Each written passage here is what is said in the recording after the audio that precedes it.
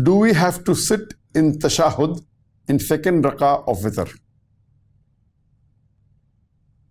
As far as Witr Salah is concerned, Witr in Arabic means odd. So as far as Witr is concerned, we can pray Witr either 1 Rak'ah, or 3 Rak'ah, or 5 Rak'ah, or 7 Rak'ah, or 9 Rak'ah. Any odd number from these is called a Witr Salah. But naturally, the Prophet mostly prayed 3 Rak'ah Witr.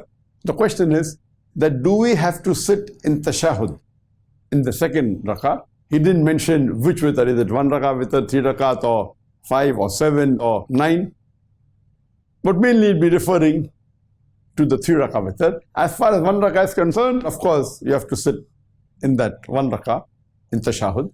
If it's a 3 Rak'ah Witr, the Prophet said that your Witr should not be like that of the Maghrib Salah.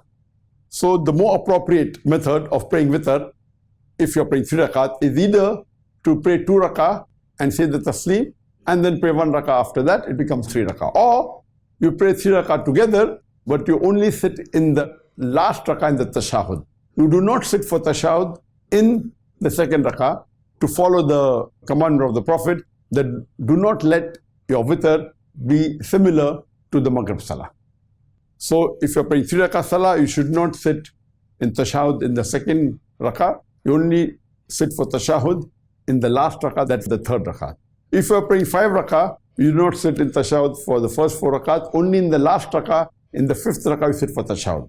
If you're praying 7 Rak'ah, there also you do not sit in Tashahhud for the first 6 Rak'ah. You only sit in Tashahhud for the last Rak'ah, that is 7 Rak'ah. If you are praying 9 Rak'ah, you sit in Tashahhud only for the last 2 Rak'ah, that is the 8th and the 9th Rak'ah.